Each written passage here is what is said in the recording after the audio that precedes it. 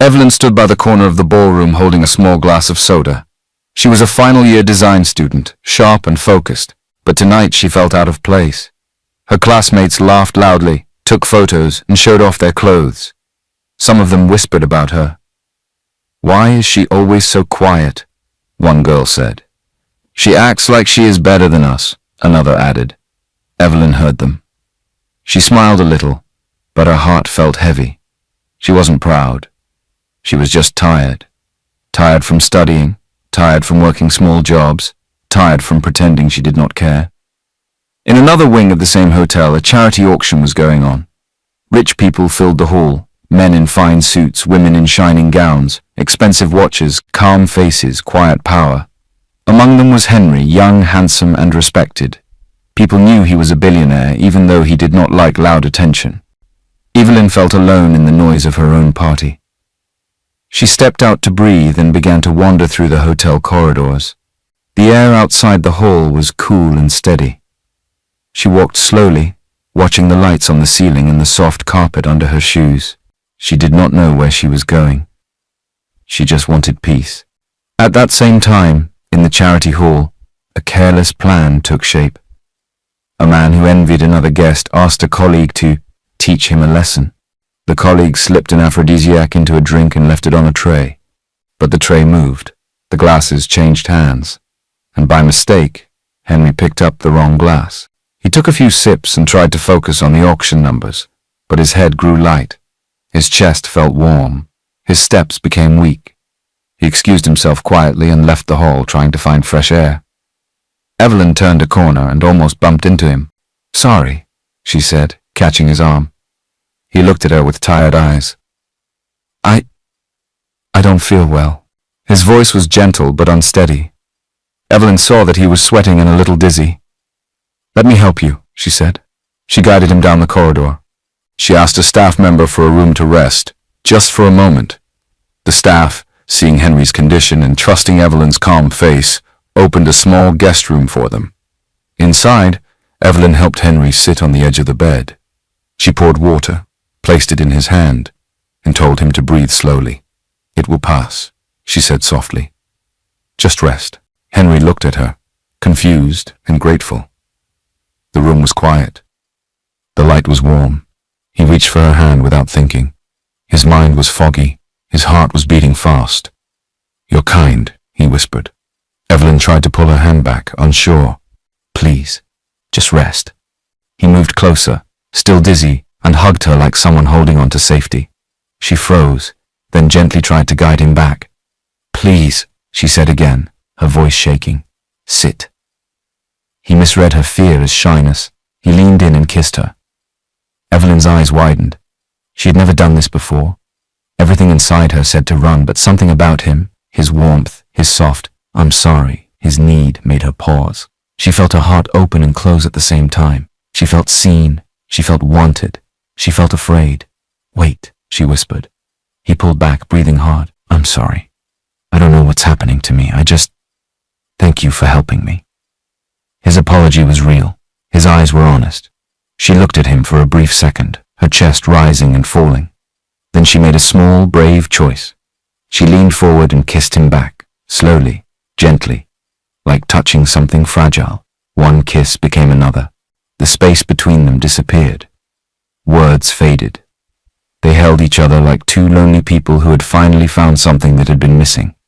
Morning light touched the curtains of the hotel room. Henry opened his eyes slowly. For a moment he felt warm and calm, like a man waking from a sweet dream. Then he reached for the soft shape beside him and found only a cold sheet. "Hello?" he said, voice low. Silence. He sat up. The pillow still carried her scent, clean, soft, a little like oranges. On the bedside table, his gaze stopped on a small silver watch. The strap was worn. The glass had a tiny scratch near the edge. He picked it up carefully. She must have left in a hurry. No note, no name, just the watch. A strange ache rose in his chest. He remembered the night like a whisper, her shy hands, his clumsy need, the way she trembled, the way she breathed his name that he never gave. "Who are you?" he asked the quiet room. He checked the hallway. Empty. He asked the front desk if any guest had left a note for Henry. None. He searched his memory for details, her voice, the shape of her smile, but there was nothing he could use to find her. She was gone. He slipped the watch into his pocket like a promise and stood at the window for a long time, staring at the city below, feeling both grateful and lost. Neither of them knew the other's real name. She had left too ashamed to face him, her first time with a stranger, a man she did not even know. 5 years later, Evelyn woke before her alarm. The room was small but warm. Two little bodies slept beside her, Sean and Nina, her twins, her joy, her reason. She watched them for a moment, smiling at their peaceful faces. Then she got up quietly, tied her scarf and started the morning. Tea, bread, small eggs. School bags checked twice. "Mommy, my medal?" Sean asked, eyes bright. "In your front pocket," she said, tapping it. Nina held out a comb. "2 puffs, please." 2 perfect puffs, Evelyn promised. They ate together at the table. Sean talked fast about a class reading. Nina showed a drawing of 4 people holding hands. Mommy, Sean, Nina, and a tall shape with no face. "Who is that?" Evelyn asked softly. Nina shrugged. "Just someone holding our hands." Evelyn kissed her forehead and folded the drawing into her bag. They walked to the bus stop, laughing at a silly song Sean made up. When the school bus came, the twins hugged her tight before climbing in. Evelyn waved until the bus turned the corner, then pressed a hand to her chest and breathed out. Work waited. Cole Enterprises was busy, bright and loud. Evelyn's ID flashed green at the gate. She stepped onto the design floor and slid into a small seat near the end. Computer on, files open, head down. She worked carefully, cleaning lines in a plan, fixing a rushed 3D model one wall at a time. She had learned to be invisible and excellent at the same time. A message from her fiancé, Michael, blinked on her phone. "Michael, don't be late this evening. My uncle wants to see us about the wedding." Evelyn, "I finish by 6. I'll pick the kids and meet you." Michael, "I said don't bring them. We'll talk like adults." Evelyn stared at the screen. Her jaw tightened. Evelyn, "Sean and Nina are part of my life." The 3 dots came and went. Then, "Michael, you know my stand." She locked her phone and swallowed the heavy feeling. She had chosen this path, she told herself. Michael was stable. Michael had connections. Michael said he could give them a bigger place. He just didn't want the children in his space. She pushed the thought away and kept working. No one at the office knew her story. No one knew about the night at the hotel. No one knew the twins came from a stranger she had met once and never saw again. She carried that truth alone, hidden under early mornings and late nights. By noon, she had finished a beautiful set of corrections. Kemi from printing stopped by and slid a warm smile across the desk. "You work so hard, Evie." "Thank you," Evelyn said, simple and soft. She ate lunch at her seat, small jollof in a plastic bowl, then checked the time. If she left right at 6, she could grab the twins and still reach Michael by 7, if he allowed the children. Her phone buzzed again. "Michael, remember, no kids." Evelyn put the phone face down. She looked at the corner of her bag where Nina's drawing peeked out. 4 people, hands linked. She sighed, then opened a fresh page and began to sketch. Curved paths, a small garden inside a housing block, a quiet bench beside shallow water. She didn't know why this idea kept returning. Maybe it was a picture of the peace she wanted. Across the city, in a quiet office high above the streets, Henry stood by a window and turned a small silver watch in his palm. The scratch by the edge was still there. He had cleaned it, but it refused to tick. The time on its face was stuck, like a memory that would not move. 5 years had passed. He had looked in the wrong places, asked the wrong questions, and held his silence, but the feeling never left, the sense that somewhere the woman from that night was living a whole life without him, and he owed her more than a forgotten morning. He closed his hand around the watch. "I'll find you," he whispered. Back at her desk, Evelyn pressed her pencil harder and finished the path that led to the water. Then she drew 2 small children beside it, their hands touching the calm surface, their faces lifted to light. She paused, blinked away sudden tears, and gave the children in the drawing a mother standing just behind them, steady, present, and brave. The next morning felt light and fast. People moved through the design floor with a kind of shine in their eyes. Laughter carried from desk to desk. New perfume hung in the air. Heels clicked. Messages flew. "Have you heard? They said the CEO is back. Henry Cole himself. He's richer now. More handsome, too. Ah, I will wear my red dress the day he visits our floor." Evelyn kept her eyes on her screen. Line by line she cleaned a plan. She checked dimensions twice. She did not join the whispers. Kemi leaned over, smiling. "Evie, everyone is so busy today. All their young ladies are on high alert, ready to impress the CEO." Evelyn smiled a little. "Let them enjoy. Are you not curious?" "I'm thinking about school fees and new shoes," Evelyn said, gentle and true. "Curiosity can wait." Kemi's smile softened. "You're a good mother." Evelyn typed a note on the drawing and saved her file. In her bag, Nina's picture, 4 figures holding hands, rustled softly. Across the open office, a small group of ladies argued playfully about lipstick shades. Classic red. Nude gloss, quiet but deadly. Forget lip, I'll bring ideas. Men love smart women. Evelyn took a sip of water and looked away. She had no space in her mind for a man she didn't know. Her day was full already. Work, the twins, dinner, a quick wash, bedtime stories, and maybe, if she didn't fall asleep on the chair, a few lines in her sketchbook. Her phone buzzed. School. Reminder. Reading day on Friday, parents welcome. Evelyn's face warmed. She typed, "I'll be there," and set a tiny heart beside it. Her fingers hovered, then dropped. She put the phone away and breathed out slowly. On the top floor in a quiet corner office, Henry stood with his aide, Austin. The city lay below them, wide and endless. "Any luck?" Henry asked. Austin shook his head. "We checked the hotel again. That charity auction from 5 years ago, the guest records are incomplete. Some data was lost when they changed systems. And CCTV? Overwritten." Henry pressed his thumb against the old silver watch and stared at the tiny scratch near the glass. "She left this by mistake," he said softly. "It felt like she left her name with me. But the name won't speak." Austin waited. Henry's voice dropped. "Sometimes I think maybe she forgot me. Maybe it was nothing to her. Or maybe," Austin said, careful, "she is like you, unable to forget, but unable to return." Henry's mouth tilted, not quite a smile. "Either way, I owe her thanks, and more than thanks." He closed his hand around the watch. "Open submissions for the flagship project. It must be fair. New voices." "It's ready," Austin said. "We announce tomorrow." Henry nodded, then looked again at the city. "She is out there," he whispered. "I will find her, or she will find me." By afternoon, the rumor had grown legs. "Mr. Cole is touring departments this week. He will pass through design soon. Someone said he likes bold people. We must be bold."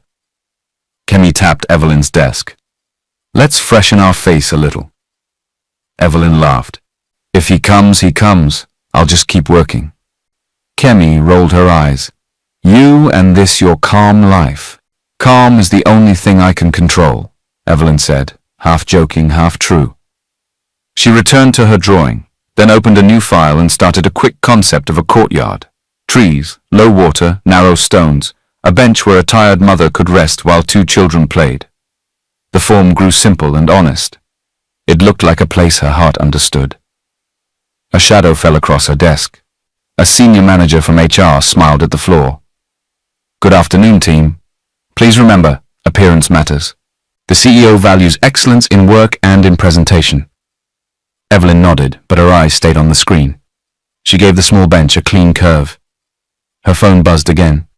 "Michael, answer me. Are you coming alone or not?" Evelyn closed her eyes. She thought of the twins' faces at bedtime. She thought of a thick, silent room where people talk over you and call it help. She thought of a life where her children were always asked to make themselves small. She wrote, "Evelyn, I'll see you another day." She put the phone away before the reply arrived. The office thinned. People packed lipsticks and hopes into handbags. Some stood by the glass doors pretending to check emails in case a certain car rolled up. Kemi waved goodbye and left with a wig box under her arm. Evelyn stayed until her file exported without errors. She sent the clean set to the project folder and shut down. As she walked out, she passed 2 women talking fast. They said he's not wearing a ring. They said he's the most eligible man in the city. Evelyn thought about rings, then about little hands that still reached for hers in the night. She walked to the bus stop with steady steps. At home, Sean and Nina ran to her. "Mommy, look, we made paper crowns." She put theirs on and let them put one on her too. They looked at each other and laughed at how fine and silly they looked. Dinner was simple and sweet. Across town, Henry opened the same kind of silence. He placed the old watch on his desk, beside a stack of files titled Flagship Riverside Gardens. He pressed 2 fingers to the watch face as if trying to warm it back to life. "Wherever you are," he said, "I haven't forgotten." He switched off the lights and left the office, carrying the watch in his pocket like a promise that refused to die. Morning came with a knot in 2 different hearts. Henry stood by his office window, the city spread like a map he could not read. He turned the small silver watch in his fingers again and again. 5 years, 1 night, 1 promise he never spoke aloud. "Austin," he said to his aide, "open the flagship submissions and clear my afternoon. I have a meeting at the Grand Hall later." Austin nodded. "All set. We will keep the process fair. And we will keep looking." Henry slipped the watch into his pocket. "Thank you." Across town, Evelyn stared at a pale pink dress hanging on the wall.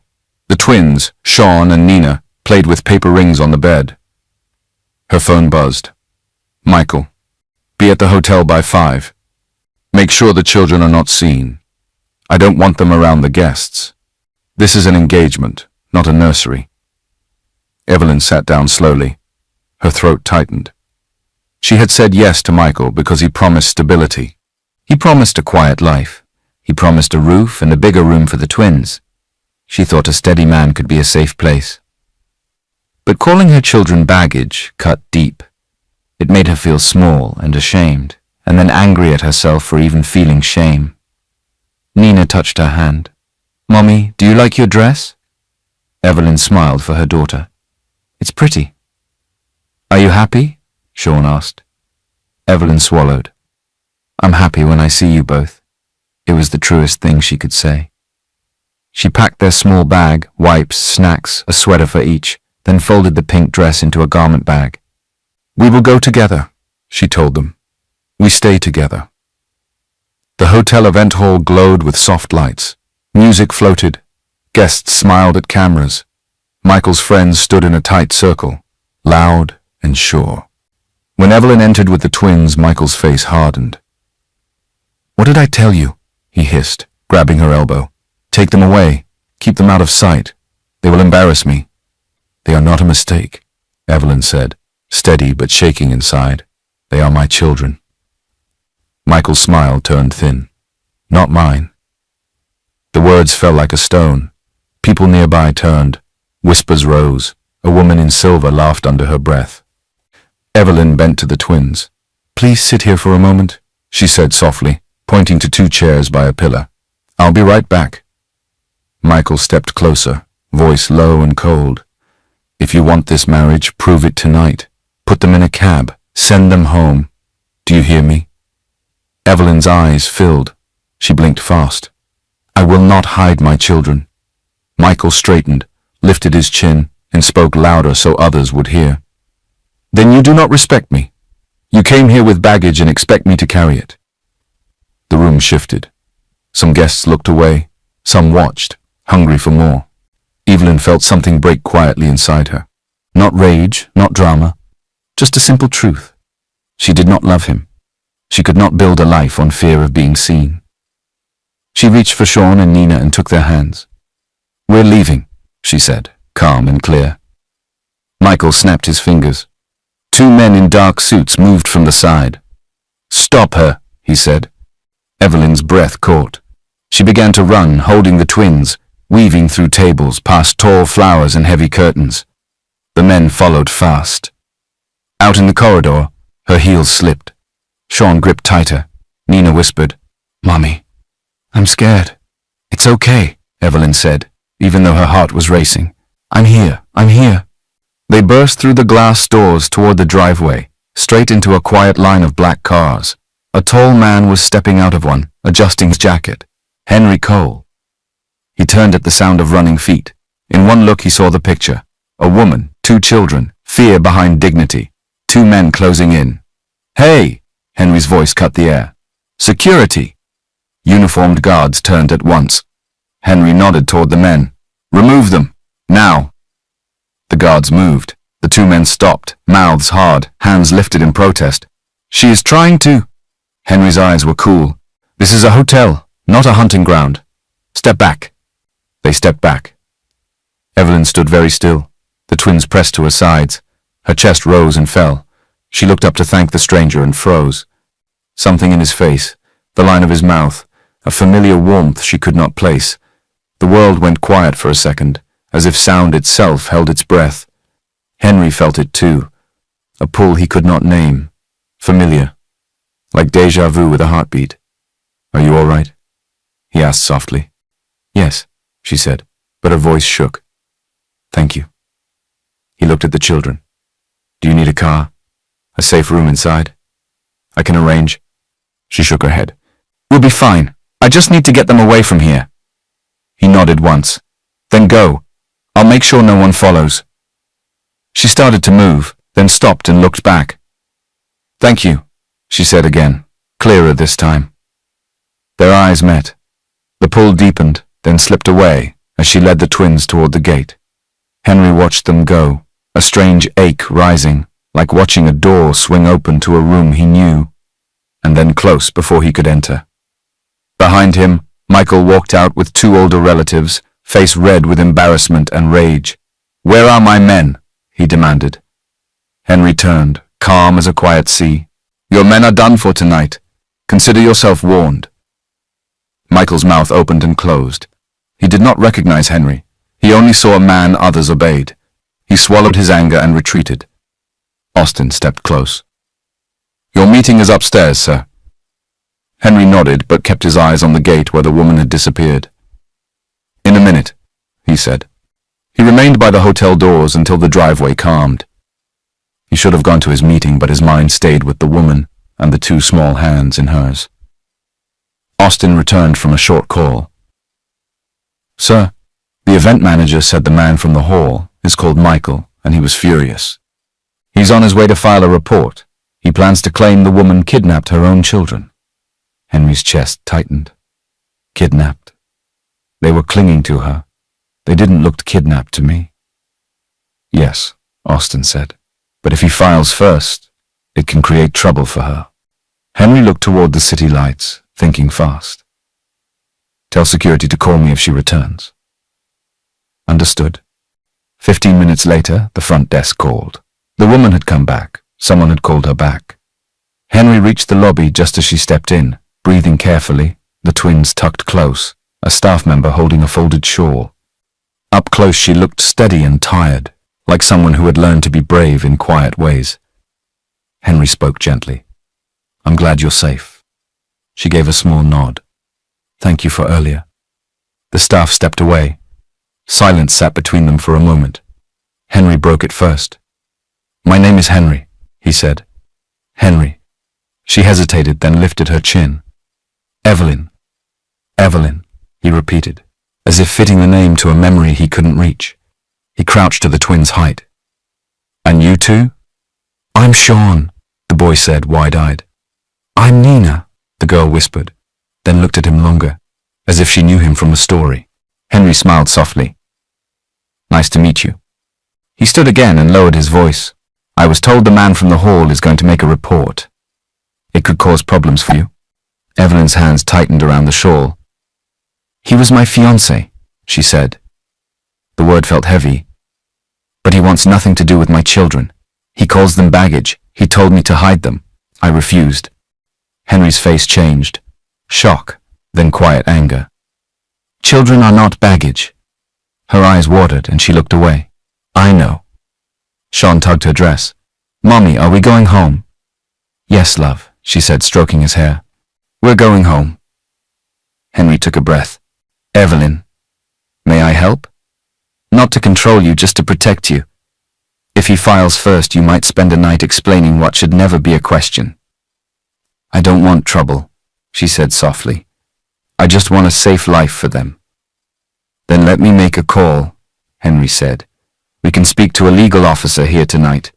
He can advise you." She studied his face, weighing the risk. Something in his eyes felt safe. She nodded once. They sat in a small private lounge near the lobby. Austin brought water and a calm, older company lawyer named Mr. Aid, who listened without judgment. "Here is the issue," Mr. Aid said. "If your fiancé files a false claim of kidnapping, the police may invite you for questioning. It can be stressful for the children." Evelyn's fingers laced together. "What can I do?" "There are several options," Mr. Aid replied. "One is a protective order. Another is immediate clarity of guardianship. The strongest shield given your situation tonight is this. If you and a trusted adult become a legal family unit, it's harder for anyone outside that unit to claim the children were taken." Evelyn blinked. "You mean marriage?" Mr. Aid nodded. "A quick civil registry marriage can keep the children safe from a false claim, at least while you make longer-term plans." Evelyn looked at Henry, startled. He spoke before she could. "Evelyn," he said quietly, "I can stand in for that paper. No pressure, no demands, only protection for you and your children. We can dissolve it later if you choose, or we can take time and decide slowly. Right now, I only care that no one drags you into a night you don't deserve." She stared at him, breathing shallow. "Why would you do that for us?" Henry glanced at Sean and Nina. "Because I don't like bullies. Because they held your hands like home. Because tonight I was there, and I can help." Sean edged closer to Henry's knee, curious and brave. Nina leaned around her mother and smiled at Henry like he was a lighthouse. Evelyn swallowed. "I don't even know you." "That is true," Henry said. "So let me start properly." He offered his hand. "My name is Henry. I work in projects." He felt odd hiding the full truth, but this was not the time to shift her world again. "I have a good lawyer, a calm head, and no wish to control your life." Evelyn looked at his hand, then took it. "I'm Evelyn. I'm an assistant designer. I'm doing my best." "You're doing more than that," Henry said softly. Mr. Aid cleared his throat with a kind smile. "The registry is open tonight. A simple signing, 2 witnesses. Austin and I can serve as witnesses, if you wish. No cameras, no crowd." Evelyn's eyes moved to her children. Sean was studying Henry's watch chain. Nina had tucked her small hand into Henry's coat without fear, like a child claiming a safe branch. "It's your choice," Henry said. "If you say no, I will still find another way to shield you." Evelyn closed her eyes for 2 breaths. When she opened them, they were wet but clear. "We will sign," she said, "just to protect them." Henry nodded, relief soft in his face. "Thank you for trusting me." Michael burst into the far end of the lounge just then, 2 men trailing him, a hotel staff member trying to slow him down. "There you are," Michael snapped at Evelyn. "You think you can run? I've already called." Henry turned, calm and firm. "Sir, you will lower your voice. There are children here." Michael barked a humorless laugh. "You again. Who are you to tell me anything?" "Someone who will not allow you to harass a mother and her children," Henry said. "Security." 2 guards stepped in. The lounge stilled. Michael pointed at the twins. "They are not mine. She's trying to force me to—" Evelyn stood, her voice steady and clear. "Michael, this is simple. Sean and Nina are my children. You have made it plain you don't want them. I will not hide them or leave them anywhere. We are leaving this arrangement." Michael blinked, thrown by her calm. "You will regret this." Henry's eyes cooled. "You will leave now." To the guards he added, "Please escort these gentlemen off this floor." Michael stared at Henry, searching for power he could not see, then swallowed his pride and backed away. Sean let out a breath he didn't know he was holding. Nina pressed closer to Henry's side. He knelt and met their eyes. "Are you all right?" he asked. Sean nodded. "Are you a good person?" Henry's mouth quivered into a real smile. "I want to be," Nina whispered. "You feel safe." Henry's throat tightened. "Thank you." The registry office was quiet and clean. A clerk printed forms. Mr. Aid guided the process. Austin signed as witness, then Mr. Aid. Henry and Evelyn stood side by side, hands steady, words simple. No rings today, Mr. Aide said gently. Just signatures and a seal. Protection first, the rest can wait. When it was done, the clerk stamped the last page and slid the papers into a plain envelope. It is official, she said. You are legally married. Evelyn held the envelope to her chest for a moment. Sean and Nina crowded close to see the seal. Does this mean we go home together? Sean asked. Yes, Evelyn said. Her voice shook and then steadied. We go home together. Outside the building, under a quiet sky, Henry looked at Evelyn with respect and care. This paper covers tonight, he said. Tomorrow we can talk about what comes next, your work, the children's routine, any support you need. No rush. We will move at your pace. Evelyn nodded, tears bright in her eyes. Thank you. The twins reached for Henry at the same time. He laughed, surprised, and took both small hands. For a brief, bright second, they looked like a picture that had been waiting to be taken. Far away, Michael stared at his phone, furious and alone. The message he had planned to file made no sense now. The story he tried to write for Evelyn had fallen apart.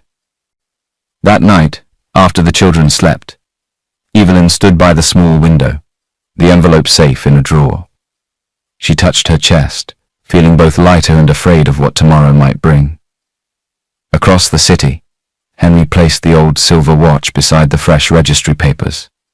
He brushed the face of the watch with his thumb, then looked toward the dark window, as if the city might answer him back. Safe, he whispered. They are safe. Morning sunlight filtered through thin curtains. Evelyn stirred at the sound of a gentle knock on the door. For a moment she thought she was dreaming.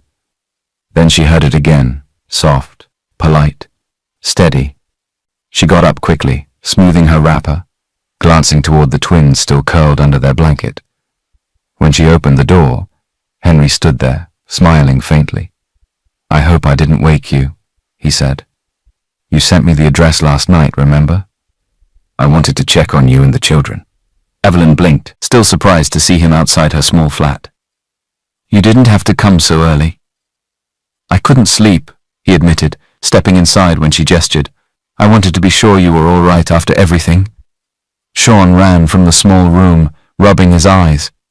Uncle Henry, he said brightly. You came. Henry knelt to his height. I promised, didn't I?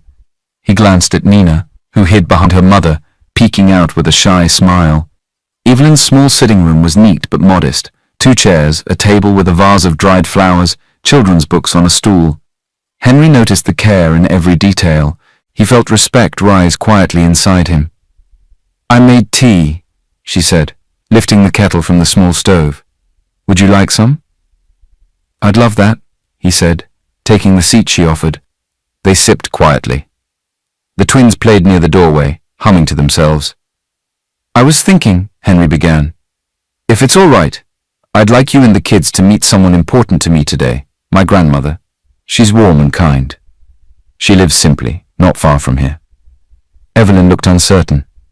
Wouldn't that be too soon? Not at all, Henry said gently. She likes meeting good people. Evelyn smiled a little. All right, the children will like that. Sean clapped softly. Are we going on a trip? Just a short one, Henry said with a grin. You'll see. By noon they reached Mama Ruth's house, a beautiful cream bungalow with a flower bed of hibiscus in front. The smell of stew and freshly washed clothes filled the air. Mama Ruth opened the door before they could knock twice. Ah, my dear boy, she said, her voice rich with warmth. You brought guests. Henry smiled. Grandma, this is Evelyn and her children, Sean and Nina. My goodness, what beautiful little ones, Mama Ruth said, bending to their height. Come in, my loves. I just finished frying puff puff. You must taste and tell me if it's sweet enough. The children giggled as she ushered them in. The sitting room was cozy. Lace curtains, soft armchairs, old family pictures on the wall. A photo of young Henry stood near one of his parents, smiling before time took them. Evelyn felt instantly at ease. Your home is lovely, she said. It's old, but it holds peace, Mama Ruth replied. That's all I need. She turned to Henry. And this must be the lady who has made you smile again after all these years. Henry smiled but said nothing. He didn't want to lie, yet he couldn't explain the whole truth. Mama Ruth led Evelyn to the couch and patted her hand. My child, you are welcome. Sit and rest. You have kind eyes. Evelyn's throat tightened. Thank you, Ma. The twins laughed from the corner where Henry showed them a tiny puzzle Mama Ruth kept for visitors. Watching them, Evelyn's chest filled with quiet peace. The door suddenly opened sharply. So this is where you're hiding, said a cold voice. Everyone turned.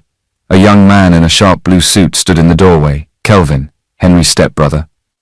Kelvin, Henry said quietly. Kelvin's eyes darted between Evelyn and the twins. Wow, you didn't waste time, did you? A woman with 2 kids. You think Grandma will fall for this? Kelvin, Mama Ruth said warningly. He ignored her. Does she even know who you are? He sneered. Or are you pretending again? Evelyn frowned, confused. What does he mean? She asked softly. Henry placed a calm hand over hers. He means nothing, he said gently. My brother likes to talk nonsense when he's angry. Kelvin scoffed. Of course. Make me the bad one.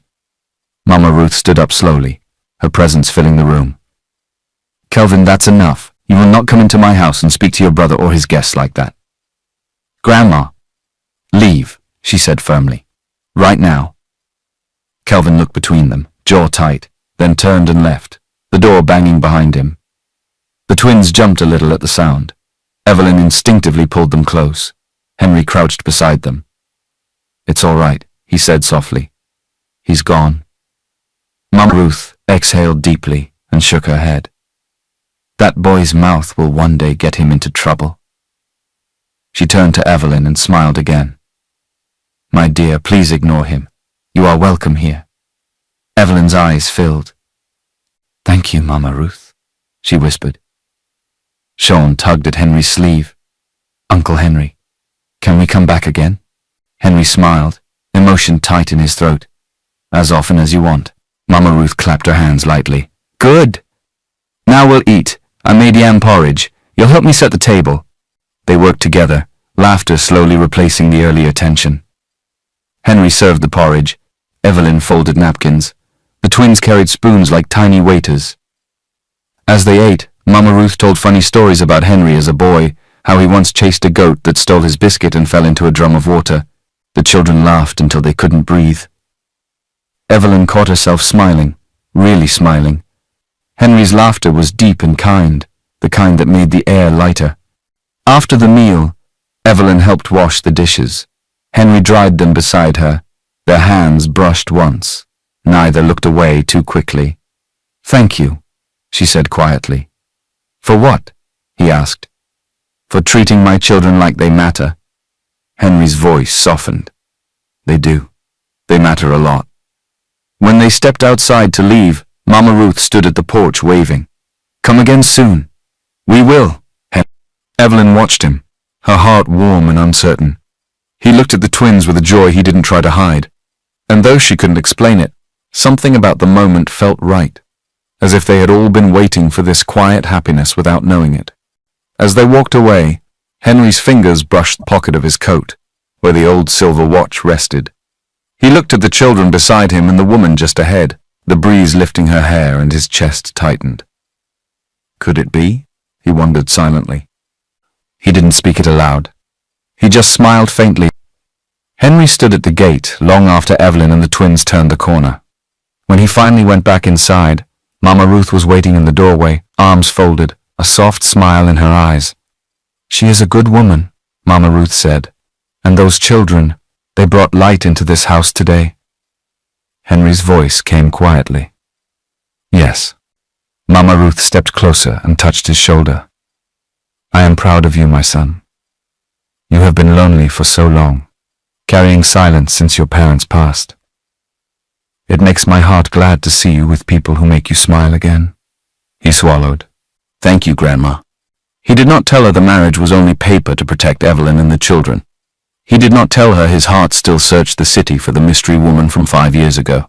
He let Mama Ruth's blessing sit warm and steady on his chest and said nothing more. That evening, in her small apartment, Evelyn washed the children's hands and set dinner on the table. Sean chatted about the lemon tree. Nina hummed the little tune Mama Ruth had taught her. Evelyn caught herself smiling for no reason. Each time she remembered Henry tying Sean's lace, wiping Zobo from Nina's chin, listening with his whole face, her heart softened. He is kind, she thought as she rinsed the plates. He is safe around them. He is safe around me. The thought scared her a little, and felt like rest. Over the next few days, Henry kept his promise to move at her pace. He visited early sometimes with fresh bread, always knocking softly. He carried groceries without being asked.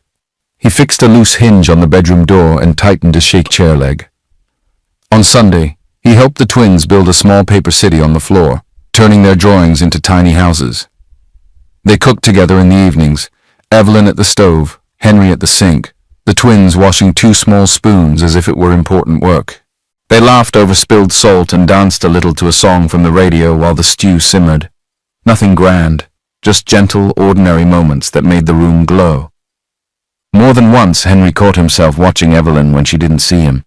The way she leaned to listen to a child. The way she pressed her lips when she measured spices. The way she let silence be soft, not heavy. This woman is real, he thought. I feel it when I breathe. And yet the old watch in his pocket pulled at him like a thread to a different life. Desire for the woman in front of him. Duty to a promise he never got to keep. Both lived side by side inside him, restless. At Cole Enterprises, Evelyn kept to her desk and her work. She was careful and fast, her corrections neat, her models clean. Still, not everyone liked to see quiet work shine. One afternoon, Cece stopped by Evelyn's station with a too-sweet smile. You're late with the render again, she said loudly. It's already uploaded, Evelyn replied, calm. Cece clicked her tongue. Assistant talk. You people always make small things look big. Mr. Chris, the design supervisor, appeared behind Cece and folded his arms. Cece is right. You need to know your place. You are lucky to be here at all. Several desks went quiet. Evelyn sat up straighter. Sir, I finished the deliverable by the deadline. If there's an issue, I can fix it. Mr. Chris leaned closer and dropped his voice so only nearby ears could hear. Do not act smart. Some of us know your story. Be grateful. Keep your head down. A hot shame climbed Evelyn's neck. She pressed her hands together under the desk and said nothing. On the executive floor, Henry had come in unannounced to review a site update. He paused at a glass corridor that overlooked part of the design floor. He saw the shape of a small circle around Evelyn's desk, the set of her shoulders, the tilt of Mr. Chris's head. He couldn't hear every word, but he knew the language of small humiliations. Austin, he said evenly, call HR, now. Within the hour, HR had pulled attendance logs, delivery timestamps, and complaint histories. Patterns formed quickly. This wasn't a single bad moment. It was a slow habit of pushing one woman down because her quiet work made others feel loud and empty. By late afternoon, a notice appeared on the company's public page. From the office of the group CEO, Cole Enterprises has zero tolerance for bullying, harassment, or intimidation in any unit. Effective immediately, the design supervisor, Mr. Chris, is relieved of his duties for misconduct and abuse of authority. All leaders are reminded that excellence includes how we treat one another. Violations will be met with firm action. Cece read it twice, color draining from her face. A second note followed to all staff. Reminder: performance feedback must be work-specific, documented, and respectful. Any retaliation will result in termination. On the floor, whispers rose like wind. Someone said Mr. Chris had already been asked to hand over his badge. Someone said the CEO had visited in person. Someone said the CEO had eyes everywhere. Evelyn stared at her screen. Her hands shook a little. She hadn't complained to anyone. She hadn't asked for help. Still, help had come. The tight band around her chest loosened. Kemi slid by and squeezed her shoulder. "You're seen?" she whispered. Evelyn blinked fast and nodded. Upstairs. Henry closed his laptop slowly. He did not go down to the floor. He did not call Evelyn to explain. He did not want to tie her dignity to his name. He wanted the company to be safe because it should be safe, for everyone. He stood alone by the window, the old watch warm in his palm. Through the glass he could just make out the shape of a woman at a small desk, head bent, working with care. His heart moved toward her. His mind pulled back to a night that would not let him go. 2 truths, he thought. 1 choice, soon. He slipped the watch into his pocket and exhaled. That night, Henry arrived at the small apartment with oranges and a bag of rice. The twins ran to him, shouting his name. Evelyn opened the door wider and smiled, soft, surprised, grateful.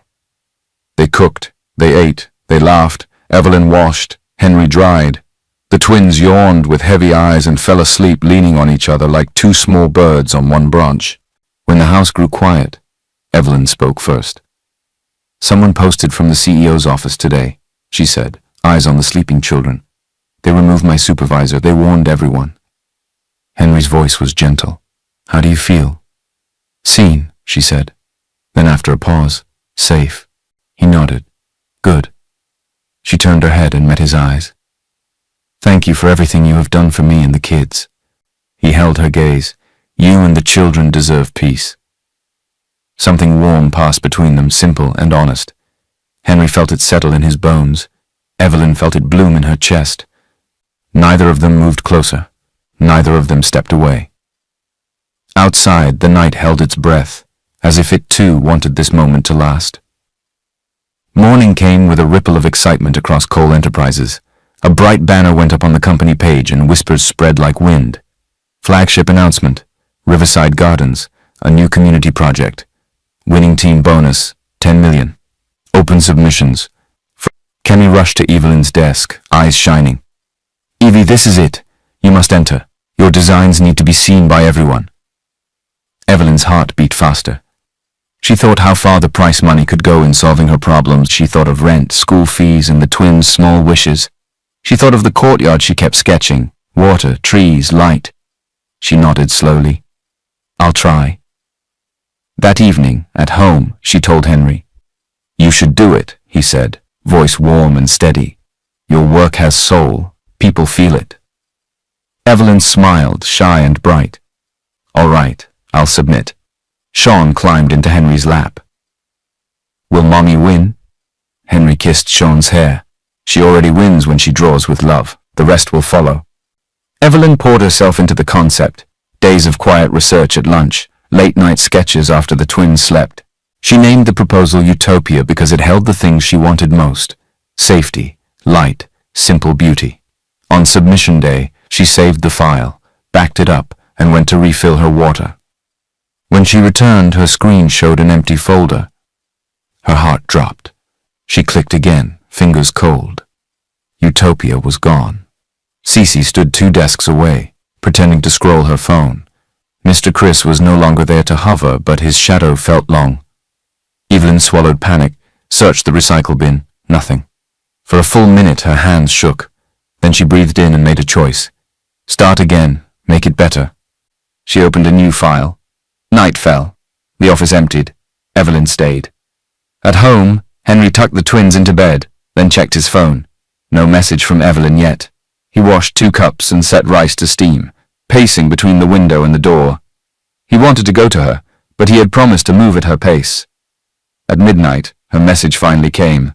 "Still working? Don't worry." He typed back, "Proud of you. I'm awake if you need anything." Evelyn stared at those words for a long second. Then she returned to the screen.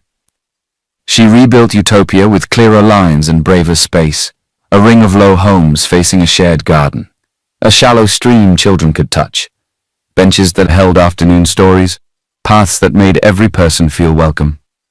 By dawn, the new version glowed with calm. She submitted 1 minute before the deadline, then closed her eyes at her desk, and finally slept. 2 days later, the design review room was full. Senior managers sat with straight backs. Younger staff stood along the walls. A hush fell as Utopia came up on the screen.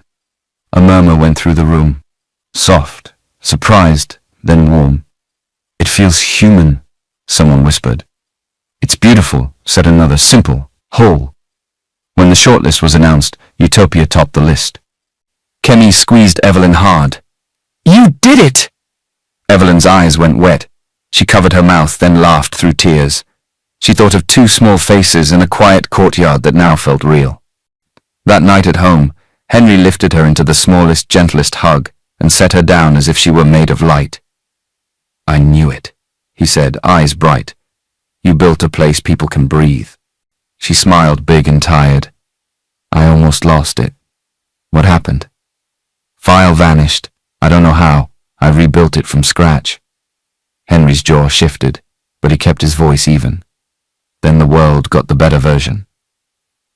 The twins clapped like they had been waiting all day to do it. They danced in a circle around their mother, and Henry joined, making the room glow. The next morning, an internal memo went out. Cece, design associate, suspended pending review for harassment and interference with colleague submissions. HR office of the CEO. Evelyn read it twice. Her hands stilled. She hadn't named anyone. She hadn't accused. But someone, somewhere, had seen the truth and acted. Cece did not show up that day. Kemi whispered, Whoever is upstairs is not playing this year. Evelyn said nothing, but a quiet thank you rose inside her. A week later, trouble struck. A rival firm posted a glossy teaser for a garden community. The image looked painfully familiar. Evelyn's ring of homes, her shallow stream, her shared benches. Lines changed, labels renamed, but the shape was hers. By noon, the whispers turned sharp. Isn't that our concept? Who sent it out? Did Evelyn sell it? At 2, a formal notice hit Evelyn's inbox. Suspension pending investigation. Evelyn read it standing up. For a long second she could not breathe. The room swayed, then steadied. She packed her bag with shaking hands. Kemi reached for her. Evie, I know you didn't. I know, Evelyn said, voice thin but clear. It will pass. She walked out with her head high, but her chest felt like glass. Upstairs, Henry saw the rival's post and went very still. He called Austin in. Pull logs, Henry said. Server access, print histories, email attachments, external drives, everything since the competition opened. Quietly, no stone left unturned. Austin nodded. And Evelyn? Henry's jaw set. Suspend the noise, not the person. She stays off the floor for now, but she won't be treated like a criminal. Make sure HR's language is neutral and respectful. Yes, sir.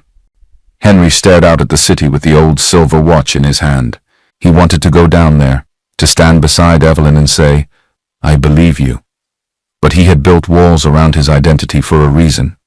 If he broke them now, the story would become about him, not the truth.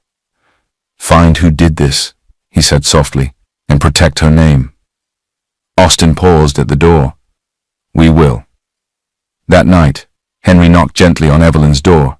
She opened it with swollen eyes and a steady chin. They suspended me, she said, trying to smile. It's procedure. He didn't pretend it didn't hurt. He only said, I brought soup. She stepped aside. The twins came running, holding out picture books for comfort. Henry set the soup on the table, then sat with them on the floor, reading in a slow, calm voice until their breathing softened. Later, when the children slept, he washed the soup bowls and left them upside down to dry. Evelyn watched him from the table where utopia lay sketched in pencil lines and dreams. Henry met her eyes. I believe you. The words were soft, but they landed like a strong roof over a shaking house. Evelyn dropped her gaze, tears brightening again. Thank you, she whispered. He wanted to take her hand. He didn't. He only sat nearby, close enough for her to feel that she was not alone. Outside, the night was deep and kind. Inside, a work of love was under attack, but the woman who made it was not. And somewhere in a server's quiet records, the truth waited to be found. The week moved in slow steps. Henry kept the investigation quiet but wide. Server logs, printer queues, USB histories, camera entries, every path that might show how utopia left the building. He also kept showing up at the small apartment with small kindness, fruit in the morning, soup at night, a silly joke to make the twins laugh. One evening he brought fried plantain and a tiny bag of puff-puff from Mama Ruth. The twins cheered. Evelyn smiled, tired but soft. Should I make a quick stew? She asked, already reaching for a tin of fish. Henry lifted a hand. Wait, I'm allergic to fish. Sean's head popped up. Me too, he said. Remember, Mummy? My tongue got itchy. Nina nodded, serious. Mine too, it tingles. Henry went still for a breath he didn't show. Then let's do egg, he said lightly. Easy and safe. They cooked, they ate. They laughed at a lopsided omelette that looked like a cloud. When the twins ran off to brush their teeth, Evelyn shook her head with a small smile. These children and fish, she said. I try to give them, they suffer. Henry smiled back. But something inside him moved. An old memory of hives after fish stew when he was 8. Mama Ruth's firm rule. No fish for this one. He pushed the thought down. Allergies were common. Coincidences happened. Days later, another small sign. Sean hated loud fireworks and always covered one ear first, the left, just like Henry did.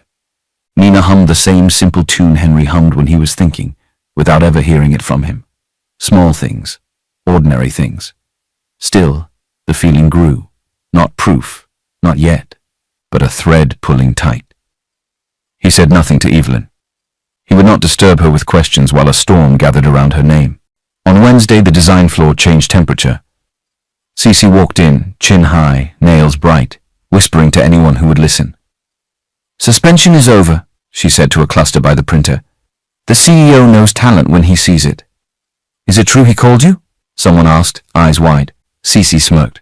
Let's just say Mr. Cole understands value. Some of you should be careful whose side you pick.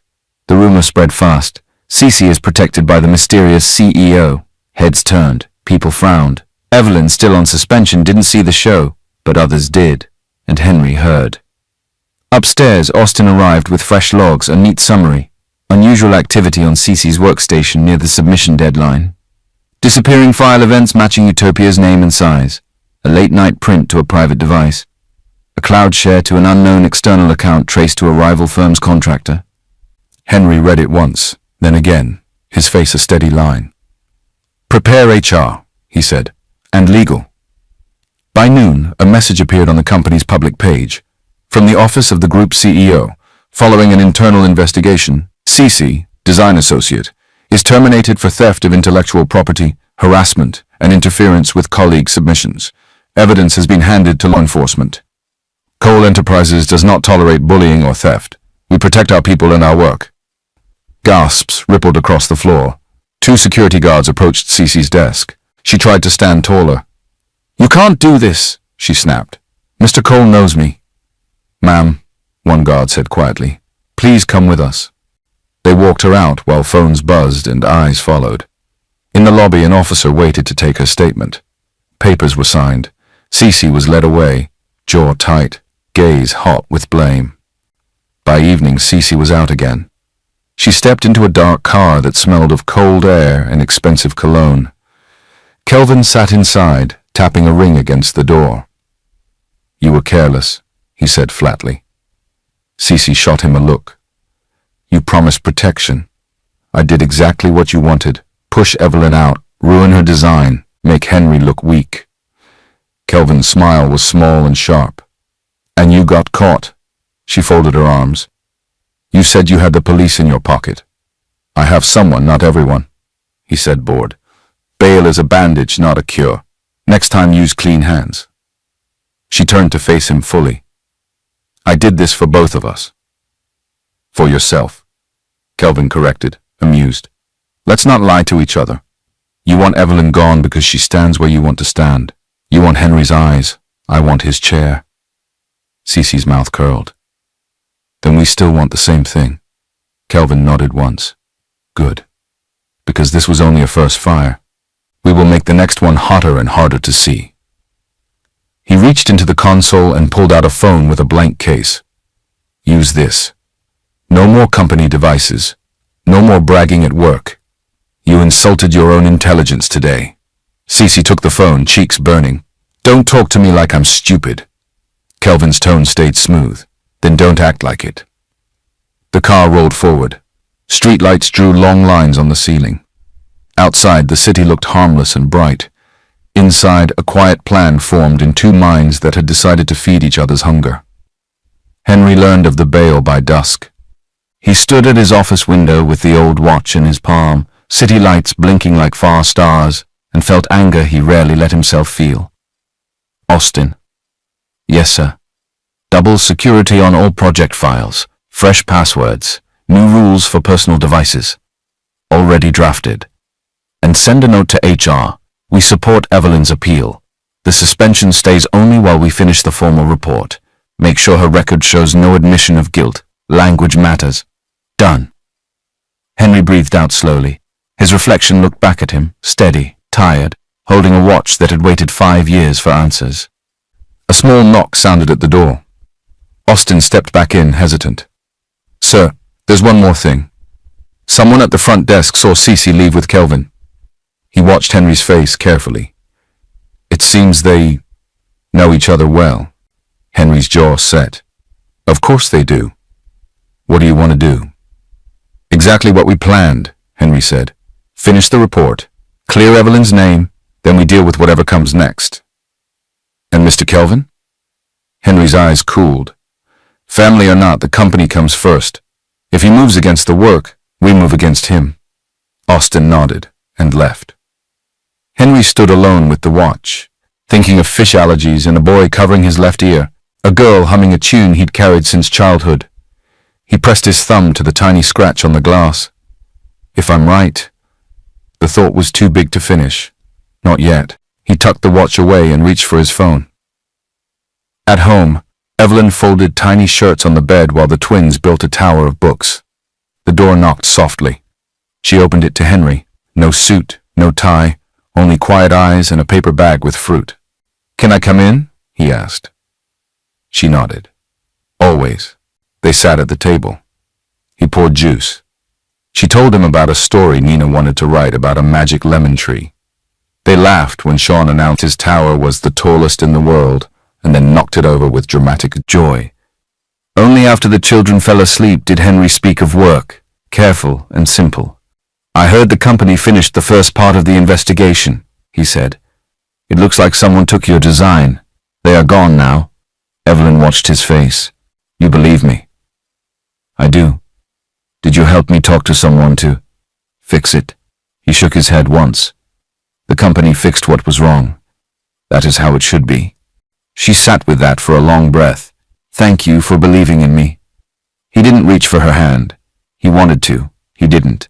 He only stayed a few minutes more, then stood. Rest, he said softly. Tomorrow will be kinder. At the door, she stopped him. Henry? He turned. If the world gets loud again, she said, voice low, come for dinner. We'll make egg and plantain. No fish. A smile spread without asking. Deal. He left with the old watch in his pocket and the sound of a woman's soft promise in his head. Somewhere across town, in a quiet room with expensive shadows, Kelvin spread papers across a table. Org charts, board votes, upcoming bids. Cece sat opposite with a hard, eager smile. Destroy her work, Kelvin murmured, tapping a pen on a date. Shake his trust, then we move. Cece held the burner phone like a small weapon. And when the dust rises? Kelvin's eyes gleamed. We take what we came for. At the office the next morning, Evelyn received a call directly from HR. Miss Evelyn, the voice said, steady and kind. The investigation is complete. Your name is cleared. You may return to work today. Your record shows no fault. Evelyn closed her eyes for a second. Thank you. When she stepped onto the design floor, people looked up. Kemi rushed across the aisle and hugged her. I knew it, she said, eyes bright. I knew you didn't do it. Evelyn smiled, small and grateful. Thank you for believing me. Work felt lighter. She opened Utopia and made tiny fixes with calm hands. At lunch, Kemi slid a snack onto her desk and grinned. Celebrate, even if it's small. That evening at home, Henry brought oranges and bread. They cooked together, shoulder to shoulder. Sean and Nina told him a wild story about a lemon tree that grew candy. They all laughed until their sides hurt. Later, when the twins were asleep, Evelyn and Henry stood by the window. The room was quiet. The air felt full. His hand brushed her hand. Neither moved away. Her heart climbed into her throat. He leaned in a little, eyes soft, breath warm. For a heartbeat, the world waited. Then Henry pulled back, a careful inch, pain and longing in his face. "I'm sorry," he whispered. I need to tie some loose ends first." Evelyn searched his eyes. She saw the truth there. He cared for her, but something held him. She nodded, though it hurt. "Okay." They said goodnight with a look that carried too many words. The next day, while the twins colored on the floor, Evelyn gathered laundry. Henry had left a small bag of clothes after helping fix a leaking tap. She added his shirts to the pile and checked the pockets by habit. Her fingers touched metal. She drew out a small silver watch, worn strap, tiny scratch near the glass. The room tilted. Her lungs forgot how to work. The watch lay in her palm like a voice from a locked room. My watch. 5 years folded into one moment. The hotel room. The soft light. Her shaking hands. The way she left in a rush, too ashamed to look back. Evelyn stood very still. Then she wiped her eyes, breathed once, and went to find Henry. He was in the kitchen drying 2 cups. He turned when he heard her. "Evelyn?" She held up the watch. "Where did you get this?" He froze. The cup in his hand went still. His eyes fell to the watch, then rose to her face. Color drained, then returned. The room went quiet enough to hear the clock in the hall. He took one slow step forward. "I have kept it for 5 years," he said, voice low. "It was the only thing I had from that night." Their eyes locked. Realization swept over them like a wave, warm, terrifying, inevitable. Evelyn's breath broke. Tears filled fast. "It was you," she whispered. "It was you." Henry's face crumpled, relief and shock fighting for space. He set the cup aside with shaking hands. "It was you. All this time." He breathed. "You saved me that night. You stayed when I was not myself. You gave me children, and you carried the weight alone. Evelyn." His voice cracked. "Thank you. Thank you for your strength. Thank you for your silence. Thank you for everything you endured." Evelyn pressed a fist to her mouth. She didn't know whether to cry or laugh or fall into his arms. Her heart raced like a bird.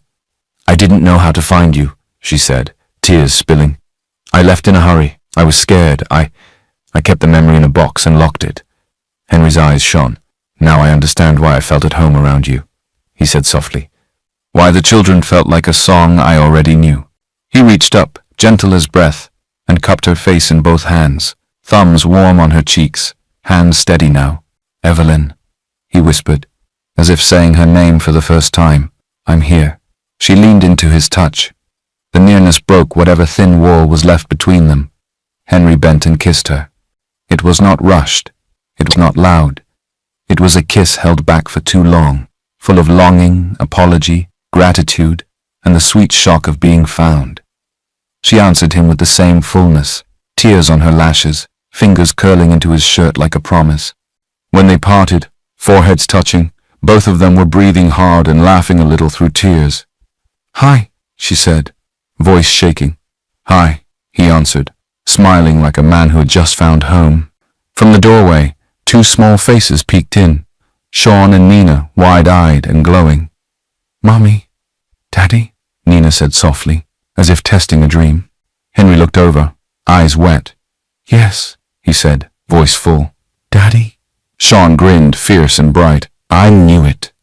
They ran into his arms and he gathered them close, burying his face in their hair, whispering something only love could hear. Evelyn watched them, this man, these children, this moment that healed 5 years, and felt her heart settle finally into a safe place. Outside, evening light leaned through the window.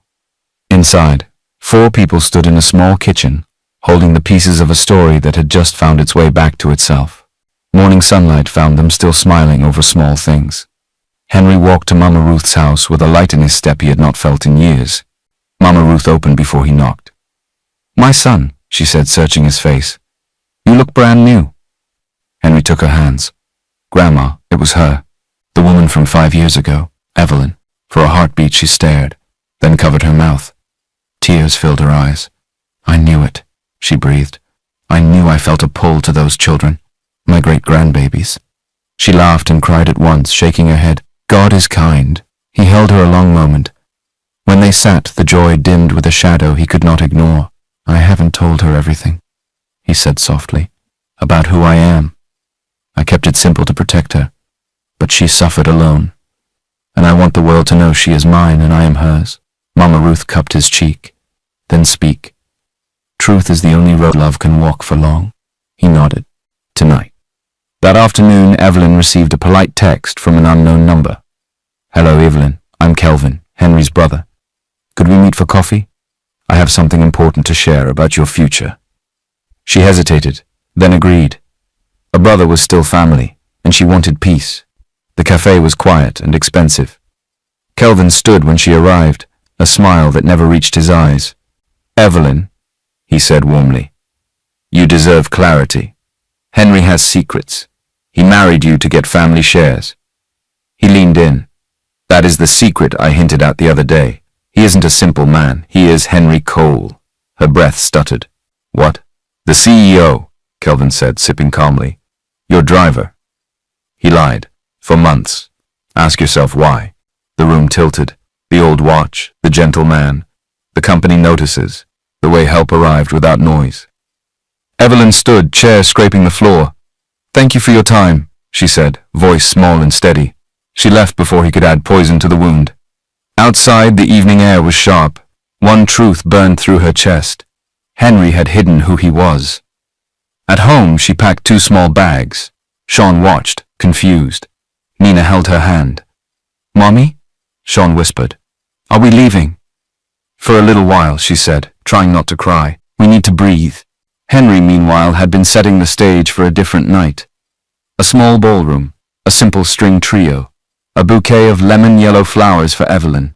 He planned to stand before her, confess everything, his name, his fear, his love, and ask her to marry him again, this time with truth.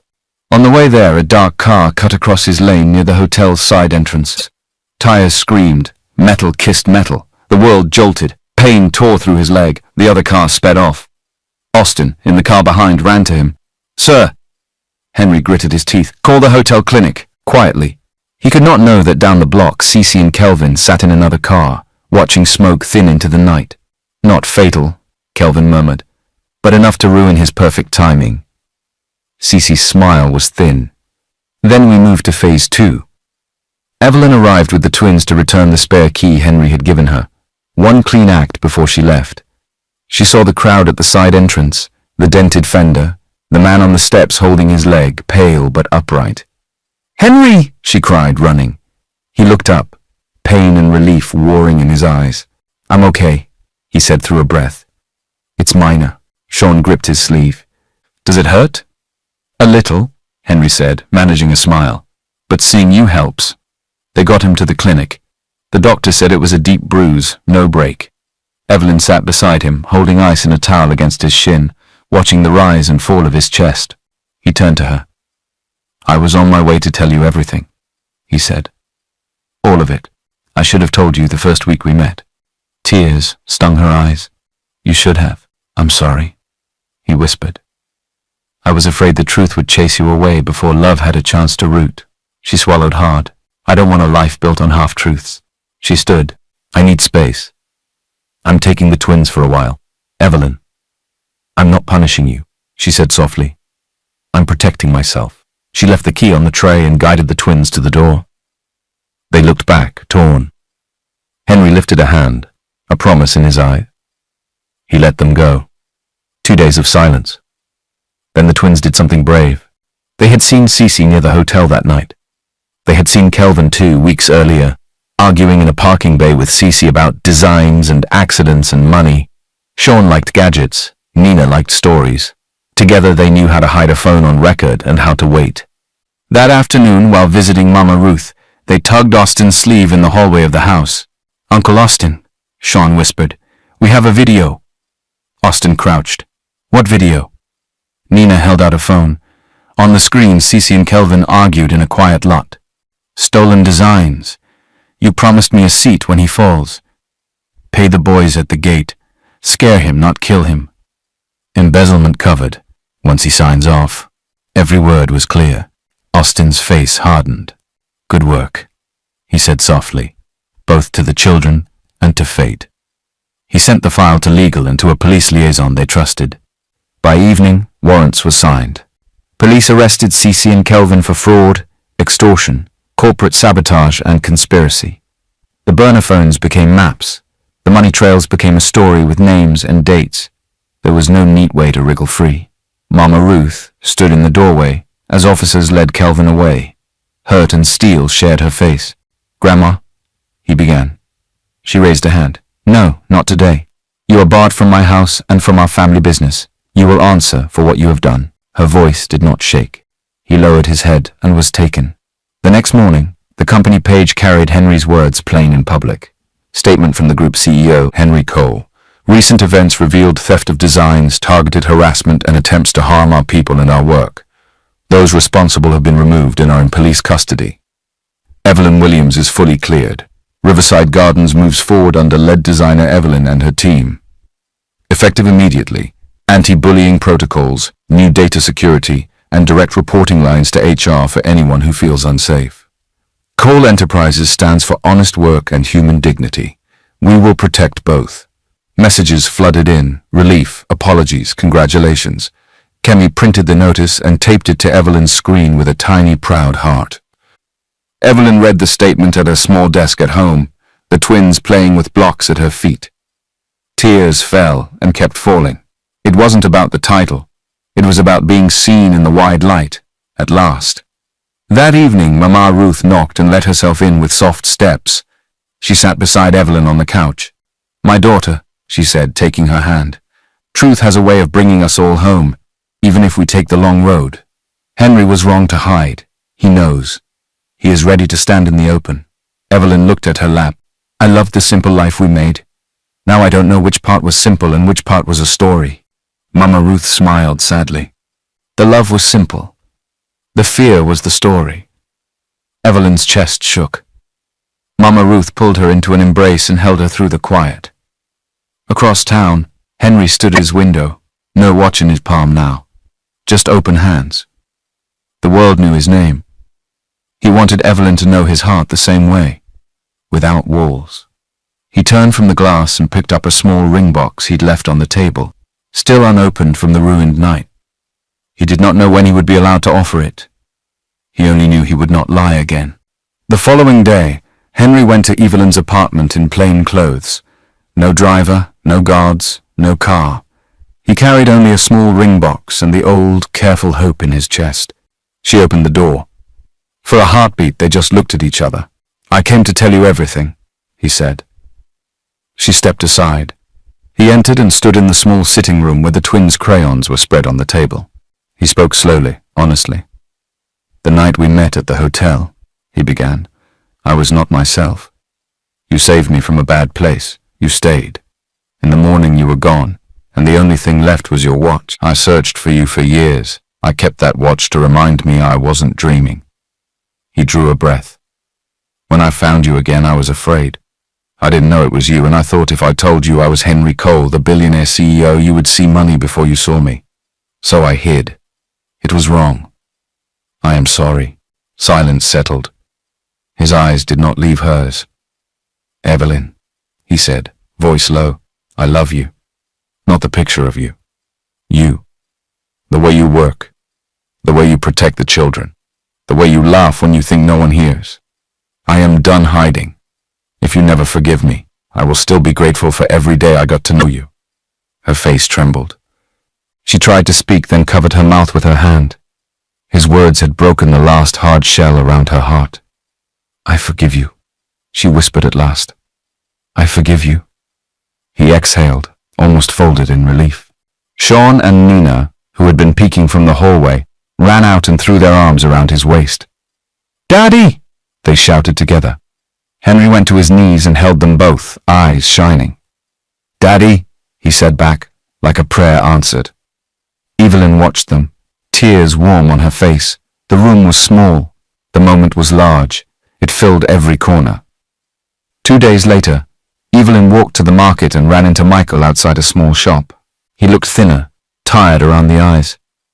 "Evelyn," he said, stopping short. "I'm sorry. Business has been bad. I was wrong. I shouldn't have treated the children the way I did. She raised a gentle hand. Michael, it's all right. You are not worth my anger. I'm not angry. I'm done. He nodded, defeated but oddly lighter. I hope you are happy. I am, she said simply. They parted, and that chapter shut softly behind her. Mama Ruth insisted on a wedding with music and food and laughter. Not because of money, she said, but because joy deserves a big table. The day came warm and clear. The ceremony was simple and bright, only family, close friends, and a few quiet colleagues. When it was time to walk, Sean took his mother's left hand, and Nina took her right. They carried her down the aisle together, small feet sure on the path. Henry could not stop smiling.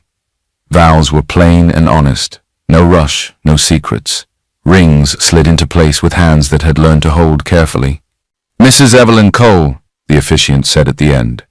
The twins cheered first. Everyone else followed.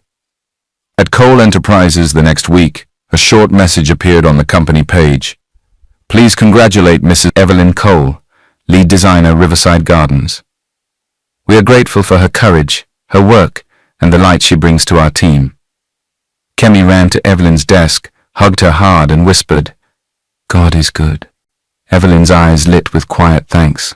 Life had been heavy since she lost her parents years ago. Today, everything felt in place, like all the roads that hurt had finally led somewhere safe. That evening, Henry took her hand and placed a small box in her palm. She opened it.